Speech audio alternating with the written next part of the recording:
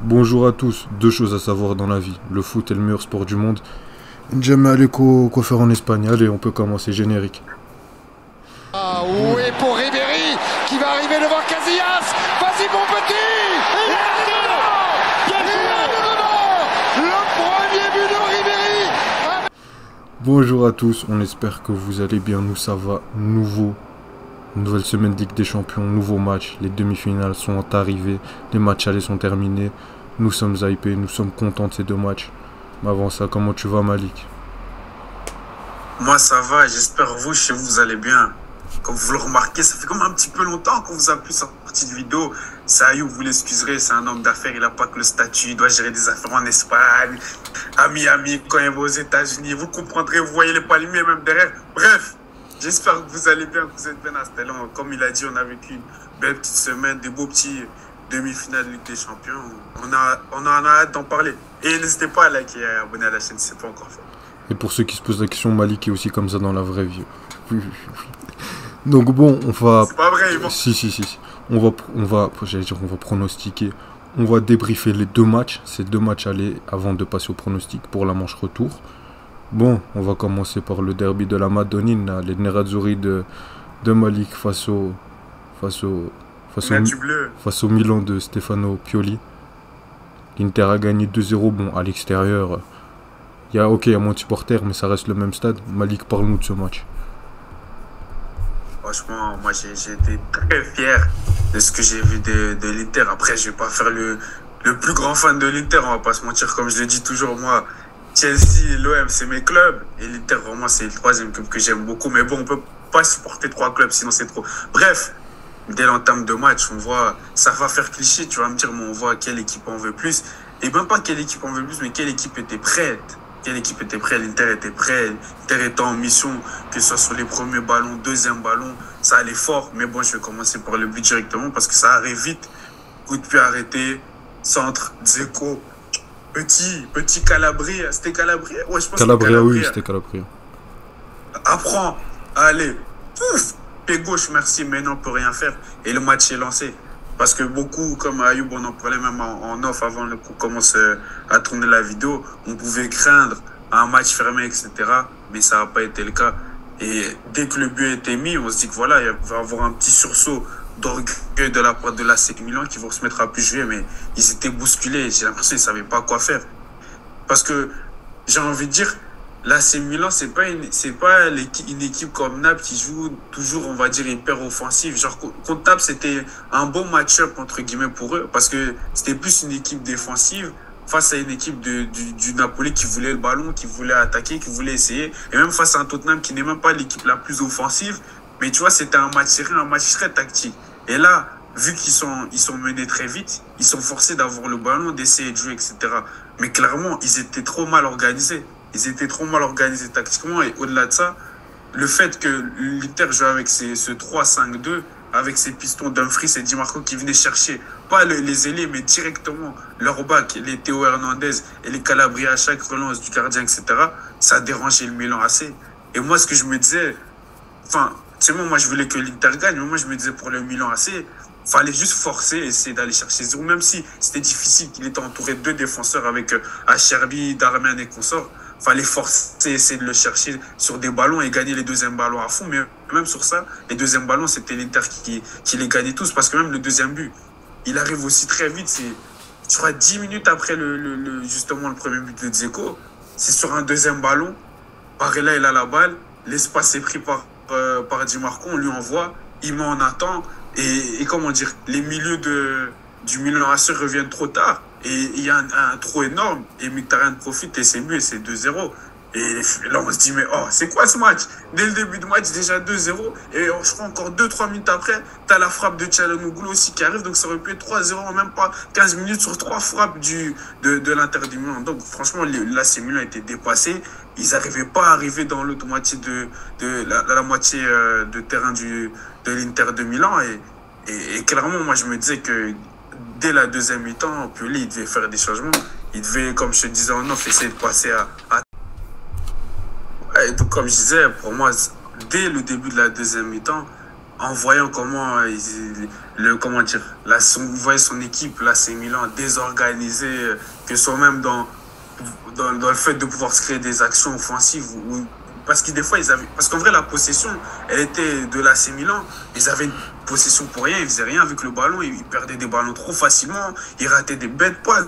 Bref, ils étaient perdus. Et donc, pour moi, Pioli, dès la deuxième mi-temps, il aurait dû se calquer sur la tactique de l'Inter et essayer de faire monter ces bacs beaucoup plus haut. Parce que clairement, ils étaient perdus et ils ne savaient pas quoi faire parce que la deuxième mi-temps, elle commence et on repart sur les mêmes bases. Milan, ils ont le ballon, ils essaient un peu de jouer au ballon, de se trouver dans des espaces, mais ils perdent des ballons facilement. Et quand ils essaient d'allonger, Giroud, il est entre deux défenseurs et il n'y a pas de joueur assez proche de lui pour gagner les deuxièmes ballons. Et l'Inter, eux, quand ils partent de leur relance du gardien, le Milan essaie de presser haut, mais ils font exprès, l'Inter, de faire monter les joueurs du Milan pour aller chercher un Dzeko en déviation. Je crois qu'il y a eu au moins 10 fois dans le match, et c'était toujours précis de la part de Nana. D'ailleurs, bravo à lui de mettre sur des ballons comme ça. Et c'était le match, tout simplement. C'était le match il était fait. L'Inter gérait sa deuxième mi-temps, et puis lui, pour moi, aurait dû passer à 3 derrière pour se calquer à l'Inter. Ouais, ben, je suis vraiment d'accord avec toi, mais pour moi, le piège de cet AC Milan, c'est que c'est un peu à l'instar de ce qu'a eu Naples face à ce même Milan. C'est que t'as beau être une très belle équipe de football, une très bonne équipe, une équipe qui se connaît bien, une équipe qui joue ensemble depuis pas mal de saisons, même s'il y a eu des recrues, c'est que t'arrives contre une équipe qui te connaît, contre une équipe qui te joue plusieurs fois par saison, contre une équipe où les coachs se connaissent, où tactiquement ça va se jouer au détail près. Ça va jouer à Benacer que t'as mis sur Lobotka, sur la double rencontre. Et comme il y a eu un match en championnat avant, t'étais dans leur crâne. Donc ça s'est joué un peu à ça. C'était un Inter qui connaissait les faiblesses de l'AC Milan, qui a su bien les déranger en début de match. Et on le dit souvent, Malik, on le dit tout le temps pour ceux qui ont l'habitude des débriefs. La Ligue des Champions, c'est la compétition des 15 minutes. Il suffit que tu sois bon 15 minutes dans un match très très bon et que tu conclues le moment où tu as été bon pour tuer le match. Donc moi je vois pas ce que je pourrais rajouter de plus que toi. Et en plus, 7ème minute où j'ai pas la minute exacte, mais le meilleur joueur, 18ème minute, probablement le meilleur joueur de l'AC Milan cette saison, voire l'un des meilleurs joueurs, le meilleur sur cette campagne de Ligue des Champions, se blesse, le boss du milieu de terrain, celui qui a traumatisé le milieu de terrain de Tottenham et celui du Napoli, se blesse et sort. Je pense que c'est normal que ton équipe baisse de régime et t'as pris 2 buts trop rapidement. Et après, pour répondre, voilà, l'Inter était tellement bien préparée tactiquement, elle avait plus besoin de courir au score, elle avait déjà 2 buts d'avance. Le seul circuit, c'était quoi? C'était Giroud contre Acerbi en pivot, et encore, il y avait les 2 grands gaillards, il y avait Bastoni et Darmian pour l'épauler, et t'avais Brahim Diaz dans les demi-espaces qui était bouclé par Barella. Donc ça, c'était pour un peu le point tactique, mais là, faut aller. Moi, je lève mon chapeau à Simone Inzaghi, parce que Pioli, on le connaît. Dans ces matchs-là, c'est un chef. Et là, il a perdu. Il a perdu face à Inzaghi, qui est pourtant assez critiqué cette saison sur ses choix. Et là, ça a été gagnant. Et comme tu as dit en deuxième période, même si tactiquement, il n'y a pas eu de révolution, je trouve que son équipe était un peu mieux. Tu as eu de belles occasions. Tu as une frappe de Brahim Diaz qui passe pas loin du but. Tu as le poteau de Tonali. Mais c'est pas suffisant. Tu voyais que c'était des frappes de loin, que c'était dès qu'on pouvait, c'était assez opportuniste, même si c'était des frappes qui pouvaient rentrer. On l'a vu sur le match City Real, mais c'était pas suffisant pour battre cette équipe de l'Inter de Milan. Et maintenant, il faudra réaliser l'exploit de mettre 3 buts à San Siro. Mais bon. Tu crois? Non. Non. Ouais, voilà, on espère, mais je pense que dans non, moi j'espère pas. Mais... Non, j'ai pas dit j'espère. J'ai dit j'espère qu'en tout cas on aura un super match retour. J'espère que ce sera pas un match où au bout de 15 minutes de nouveau l'Inter gagne 2-0 et là ça fera 4-0 sur les 2 matchs. Ouais, ce sera bien, super le spectacle. Déjà que tu sais très bien que ce match m'aille pas tant que ça, alors en plus tu auras vu ça. Non mais Malik, tu cherches les problèmes. Donc bon, je pense qu'on a été complet sur ce match. On donnera nos pronos en fin d'émission, donc restez bien jusqu'à la fin. Mais il n'y a pas eu que ce match, il y a aussi eu un magnifique Real Madrid-Manchester City joué au nouveau Santiago Bernabéu. 1-1, but de Vinicius, but de De Bruyne. Bon, on va commencer par parler du Real Madrid. Malik, Donc bon, Malik, si tu me le permets, je vais parler du Bien Real de sûr. Madrid. Ah, tu sais, moi je pense qu'on va titrer encore eux. C'est le Real de Madrid. Et bon, j'ai pas envie de faire chier à parler tout le temps de tactique, mais faut le faire. Tu sais, moi j'ai souvent vu en fin de match Guardiola, le génie tacticien, et de l'autre côté, le père en colonie de vacances. Va falloir arrêter de trop caricaturer. J'ai beaucoup critiqué Carlo Ancelotti. Je pense qu'il était fini, puisque pour moi, c'est un entraîneur que de grands clubs. Et si ça fonctionnait pas au Real Madrid, ça fonctionnerait pas de nouveau dans des clubs comme Everton ou, ou d'autres clubs de ce type-là. Mais là, qu'est-ce que tu veux, ces mecs-là, ils jouent Grenade, là, qui sont en 2-2 espagnols, ils font pas le match qu'ils ont fait hier. Arrête. S'ils ont... Après, si on me dit que ces mecs-là, ils ont pas un ADN européen et qu'ils ont pas un mental à toute épreuve. Non, mais déjà, sur le point tactique, on discutait beaucoup du choix du milieu de terrain pour pouvoir contrôler les attaques de City, qui est dans une période incroyable. On s'attendait à un Tchouaméni en sentinelle, etc. Ça n'a pas été le parti pris de Carlo Ancelotti. Il a préféré mettre Toni Kroos pour les ressorties de balles. Et ça a payé. Même si défensivement c'était un peu plus dur. Tu as dû mettre lui et Valverde pour contenir Gundogan et De Bruyne. Non, c'était pas, ça a été réussi. Mais je pense que Tchouaméni a plus de facilité dans ce domaine-là. Mais pour les ressorties de balles, honnêtement, tu sais, moi, je suis parti chercher des pop-corn après 5 minutes de jeu. Non, mais Non, c'était propre. c'était un parti pris. Mais les mecs, quand t'as Kamavinga à gauche, quand il part lancer comme ça avec sa patte gauche, le mec, c'est un milieu de terrain qui joue latéral gauche et défensivement, le match qu'il fait. Non, mais Kamavinga, je laissais en parler un peu Malik. La qualité de balle de Toni Kroos, la qualité de percussion d'un Valverde et d'un Vinicius, la capacité de Modric ou de Benzema jouer en attend. Regarde, sur la première sortie de balle, t'as Kamavinga qui la donne à Benzema, Benzema extérieur du pied pour Vinicius, Vinicius part à 70 mètres, puis ils sont déjà à 30 mètres du but adverse. Ça va beaucoup trop vite. Pourtant, j'ai même pas l'impression que c'est une équipe spécialement de transition. C'est juste que la qualité technique des joueurs individuellement est supérieure à la norme. C'est les meilleurs joueurs du monde tout simplement. Et Carlo Ancelotti a bien su les emboîter. Mais bon, ils sont quand même... Je veux pas dire qu'ils ont subi, mais ils ont subi une grosse pression de City. City était quand même sur leur garde parce qu'ils savaient qu'à tout moment ça pouvait flancher. On l'a vu notamment avec la passe de Vinicius où Ruben Dias la sauve et Benzema aurait pu marquer jusqu'au but où quand on parlait de ressortie de balle, la touche de Modric, Kamavinga qui vient, qui défie les mecs yeux dans les yeux, Bernardo Silva qui doit faire 80 mètres pour le rattraper, et puis là c'est la passe à Vinicius, et Vinicius, je pense qu'aujourd'hui, moi je déteste ça, mais je veux le faire. Podium actuel du Ballon d'Or, et de toute façon je peux même déjà l'écrire, je pense qu'il est déjà top 3 ou qu'il est en grande discussion pour l'être. Il est au moins top 5. Il est au moins top 5. Si quelqu'un ne le met pas top 5, on ira régler ça personnellement avec lui, Malik et moi. Malik, t'es obligé de me suivre. Non, mais plus sérieusement, et c'est là d'où vient le but. Et pourtant, le but, et ça, c'est Guardiola qui l'a résumé en fin de match. Ils ont marqué au moment où ils étaient le moins forts, et nous, on a marqué au moment où on était le moins fort. C'est ça. Et ça, c'est typique du Real Madrid. Tu sais, tu vas à Madrid, moi maintenant je vais monter vers Madrid, je vais demander le plat typique, ils vont me dire c'est marqué quand on est mauvais. C'est ça, c'est leur spécialité, ils l'ont encore fait. Et pour passer rapidement la deuxième mi-temps, ils étaient plus dans le contrôle, ils piquaient quand fallait piquer, tu sentais qu'il y avait une sérénité. Et je pense que ces deux équipes qui ne voulaient pas perdre ce match aller, surtout City, c'est ce qui a bridé un peu le match. On parlera de City après. Je te laisse y aller Malik, à part si tu as quelque chose encore à dire sur le Real de Madrid. Je remets. Ouais, moi, je voudrais juste revenir vite fait sur le Real. Moi, je trouve franchement c'est dommage que... Parce qu'en deuxième mi-temps, enfin après, ils sont repartis sur les mêmes bases de comment ils avaient fini la première mi-temps. Mais je trouve que c'est dommage qu'ils n'ont pas réussi à mettre un deuxième, tu vois. À mettre un deuxième, parce que moi, je trouve que c'est là où le Real est le mieux. C'est pour ça que j'aime bien regarder le Real, même si j'ai jamais vraiment été fan du Real. Vraiment jamais Real-Barça, jamais, mais... Bizarrement, je préférais le Barça. Je sais pas que mon voisin il était fan du Real, du coup, il fallait les déranger. Bref, tout ça pour dire que moi, je trouve le Real où ils sont à leur mieux, et pas que depuis cette saison, j'ai envie de dire depuis 10 ans quasiment. Le Real où ils sont à leur mieux, c'est quand ils sont entre guillemets en freestyle, quand ils jouent. dans le sens où ouais, tout le monde peut jouer partout, tout le monde sait jouer au football.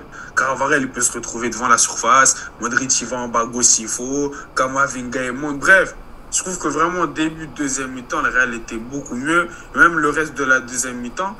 Et malheureusement, leur but, ça arrive d'une... Et ça m'énerve un peu en vrai pour Camavinga. Mais ça, en vrai, ça vient d'une paire de balles où il fait une passe dans l'axe et Rodrigo ne réussit pas à l'avoir. Et bref, si tu récupères la balle, il y a l'action qui se crée, De Bruyne frappe. Il a dit, pour toi, ça c'est pour ma femme. Bref, ceux qui connaissent l'histoire comprendront. Football. Ça pour dire que... On est sur sportif, on est déjà une sérieuse Malik. C'était clairement pour ça, meuf. C'est clairement pour ça. Rien d'autre. Continue. Ça pour dire que franchement pour le Real, c'est dommage qu'ils n'ont pas réussi à mettre un deuxième but.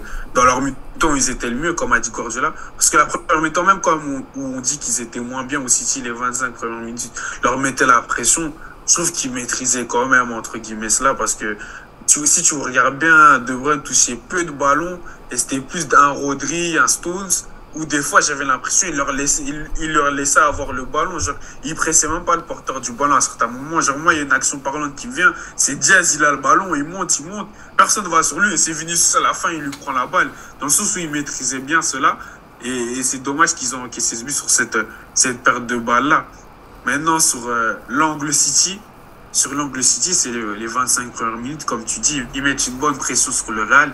Ils mettent une bonne pression sans en étant les plus dangereux, mais ils sont créés quand même quelques situations, 2-3 occasions. Tu as la petite tête d'Haaland, tu as un centre pour De Bruyne aussi, même une frappe de Bruyne un peu à un moment juste en dehors de la surface. Donc moi, je dirais que les 25 premières de City, on s'attendait à ça, qu'ils aient le ballon, qu'ils essaient, etc. Après, le Real, comme on a dit, est plus rentré dans leur match.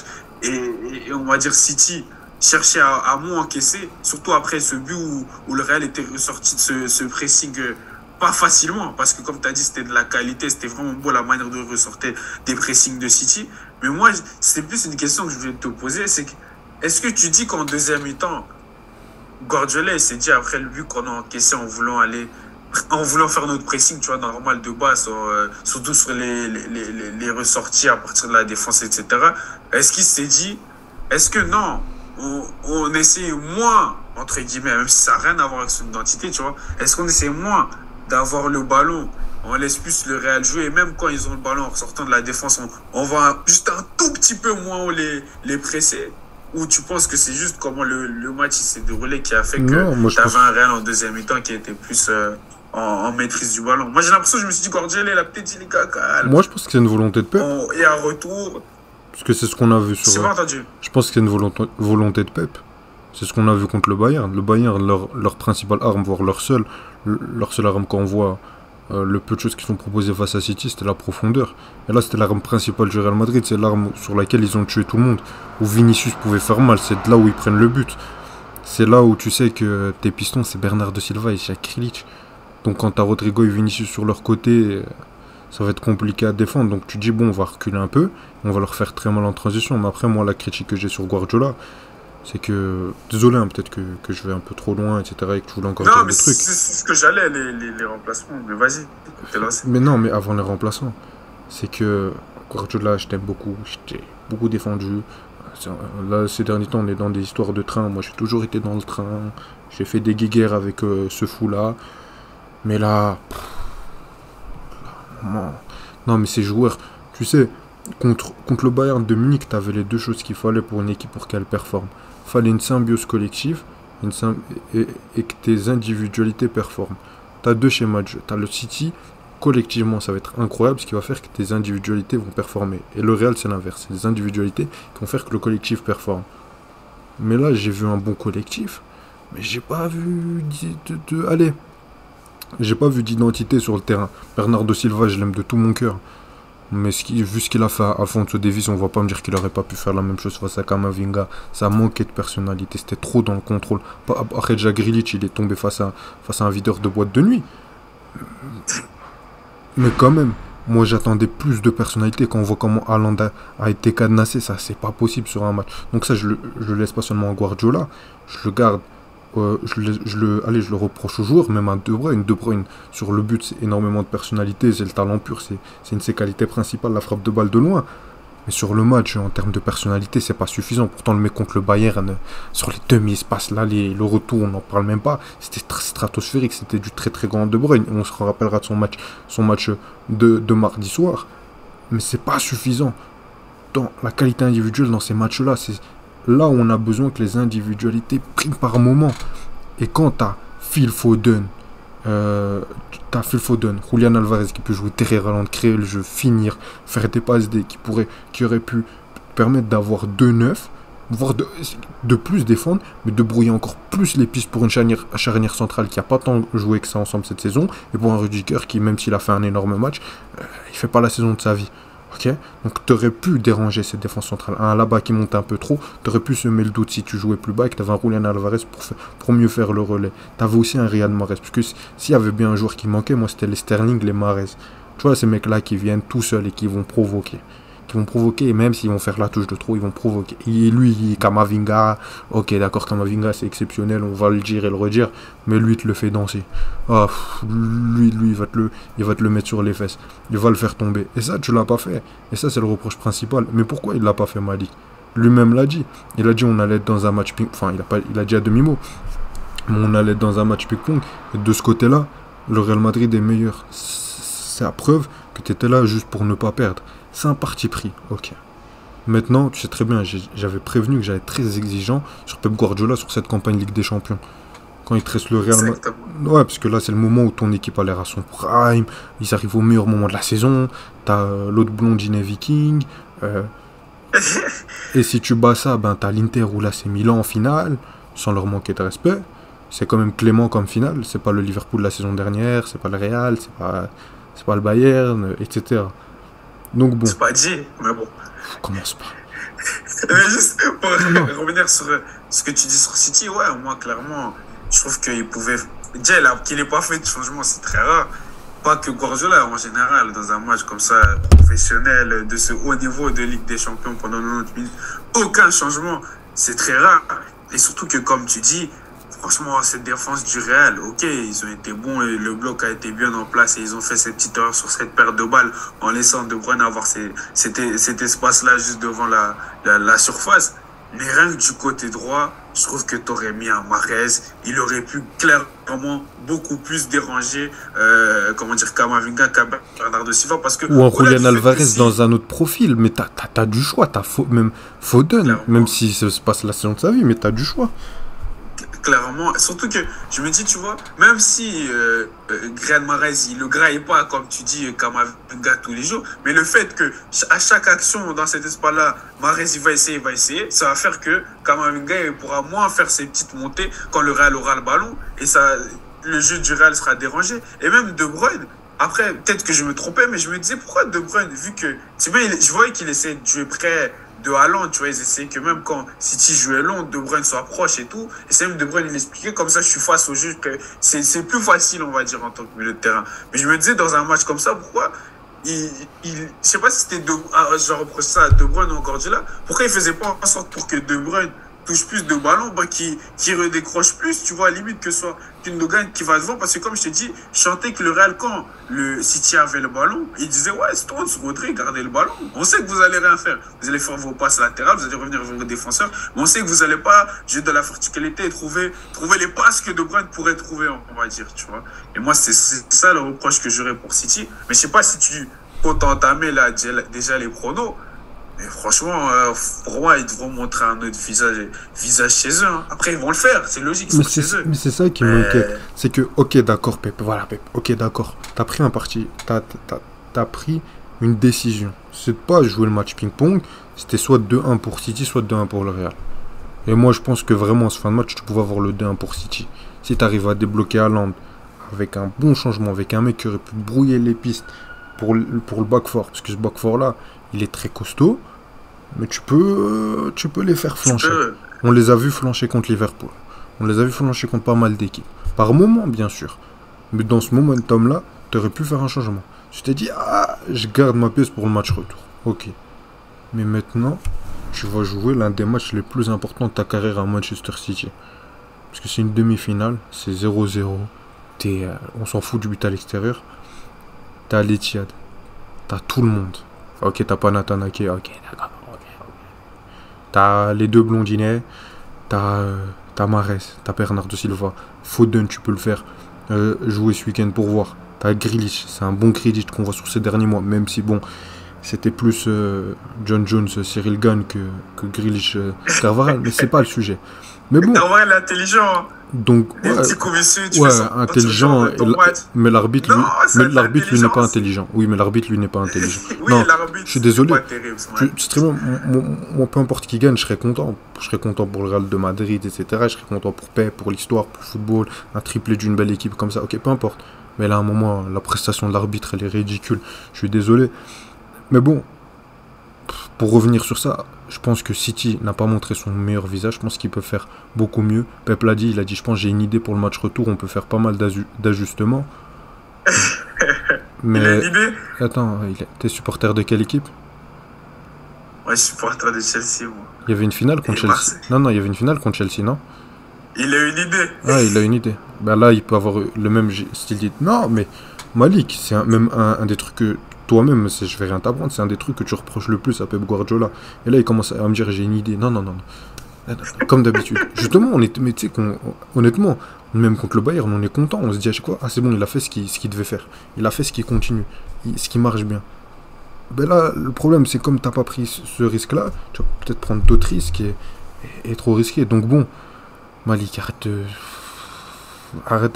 d'essayer d'échapper. Je sais que t'essayes de t'enfuir. Tu vas te mouiller maintenant et nous donner tes pronos. Tu vois qui? Vas-y, tu vois qui? Pour les deux matchs. Hein. Bon, les deux matchs d'un coup, allez. Déjà, pour Milan, Inter, comme je t'ai dit, je pense que je t'avais déjà dit avant le match que l'Inter c'était la victoire. C'était la victoire, donc il y a eu la victoire. Et au retour, je pense que ce sera aussi un 2-0, un petit 2-1 si l'AC Milan se fâche, mais je pense vraiment pas que Milan va faire un exploit de mettre 3 heures après. Qui sait?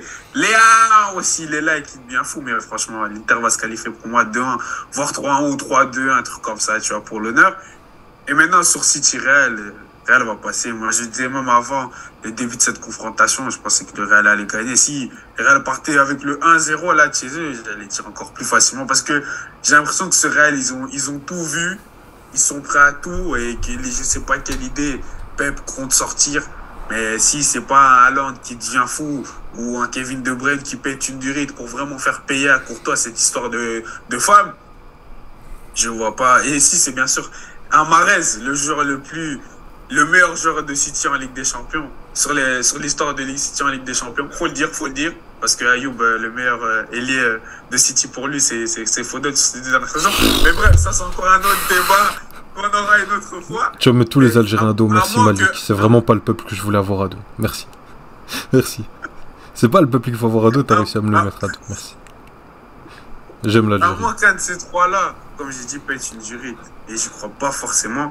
Je pense que le Real va gagner, mais ce sera un beau match. Comme là, même si c'était un 1 et t'as dit que c'était un peu débridé à quelques moments, c'était malgré tout un beau match. Mais là, ce sera un match retour. Il n'y aura pas de calcul, c'est 0-0. Il faut aller chercher la qualification. Et qui sait, peut-être qu'on aura un match de fou comme celui de l'année passée. Mais je vois le Real l'emporter et aller en finale face à l'Inter. Et la finale, vous savez, je vois qui gagne. Hein. Forza Nerazzurri. Je peux donner mon prono. AC Milan. Liverpool 2005. Ah, je rigole. Cette campagne de Ligue des Champions est claquée, il n'y aura pas de remontada. On va espérer pendant 10 minutes. Hein. Puis il y aura une clim, un but de la tête de Dzeko ou un coup franc de Çalhanoğlu, je sais pas. Donc bon, je vois l'Inter. Je suis dégoûté. Ouais, dire 2-0, le match est bon. Non, j'espère que le match retour sera quand même sympa. Mais bon, j'ai peur d'une purge. Et pour le Real, City, c'est là où il y a une divergence, je vois City. Vraiment objectif. Après, honnêtement, saison dernière, le seul moment où je parie pour le Real, c'est après le match aller contre City où je vois qu'ils perdent et je me dis c'est bon. Non, mais vraiment, c'est la vérité. Et pourtant, c'est très bien. Non, mais je sais, mais c'est pour ça que je rigole. Parce que à chaque fois, j'aime bien Paris, tu disais. Non, mais j'aime bien le Real Madrid avec toute l'objectivité, mais sur l'aller contre le PSG, le retour contre le PSG, l'aller contre Chelsea. Et pourtant, je voulais de tout cœur qu'ils gagnent contre ton équipe. L'aller contre Chelsea, le retour contre Chelsea. Moi, je voyais Chelsea faire une remontada. Et la finale, je les voyais perdre contre Liverpool. Parce que c'était sur un match, je me dis. Donc bon, peut-être que je leur porte chance sans le faire exprès, mais je pense que là, ce sera la goutte de trop. J'ai l'impression que City, moi c'est plus sur l'angle City, parce que j'ai l'impression que ils ont tout ce qu'il faut pour battre cette équipe et qu'ils ont montré que 50, voire 60, voire 65% grand max de ce qu'ils peuvent faire et il suffit qu'ils activent le reste et tout ce qui reste à faire pour aller chercher une victoire face à ce Real Madrid et ils pourront le faire. Il y a juste les petits détails à ajuster. Que De Bruyne soit dans une meilleure forme, débloquer Haaland, défensivement, défendre sur Vinicius comme ça sur le but, c'est pas possible. Tu fais ces 2-3 ajustements, les 2-3 petits réglages qu'il y a à faire, et c'est tout droit. Et Hamilton, il va négocier le titre. Parce que j'ai dit Hamilton parce que je sais que t'aimes bien. Bon, j'y connais rien. On vous a donné nos pronos. Avant que tu annonces la fin, excuse-moi de te couper, c'est ce que tu vois ou c'est ce que tu veux aussi? Non, c'est ce que je vois. Ce que je veux, c'est que ce soit le Real Madrid. Bon, moi, je remets l'AC Milan quand même en finale. Parce que je pense que l'Inter va rien faire en finale. Je pense. C'est mon idée. Crie pas dessus. Crie-moi après la vidéo, mais pas là. Ok, voilà, c'est bon. Non, j'aurais préféré l'AC Milan. J'aimerais une remontada de l'AC Milan. Je pense que on n'en a pas eu cette saison spectaculaire. Et Real ou City, je serais content pour les deux. Honnêtement, City pour ce qu'ils font depuis tant d'années, pour Pep. Comme ça, tu te tais un peu. Parce que je me fais mal à la tête. Je rigole. Et le Real Madrid, je serais content aussi. Donc, dans tous les cas, j'ai pas vraiment de préférence. Mais bon, moi, je veux vraiment City, honnêtement. J'étais très content quand le Real avait marqué, etc. Ce que je vois. Donc, bon, c'est nos pronos. Donnez-nous les vôtres. Un grand merci à vous de nous avoir écoutés. Nos horribles voix, nos horribles pronos. N'hésitez pas à liker, vous abonner, activer la cloche, vous abonner à nos réseaux sociaux. Merci à vous, merci à toi, Malik. Merci à toi, Ayoub, et profite bien dans les affaires. Ciao, ciao. Comment c'est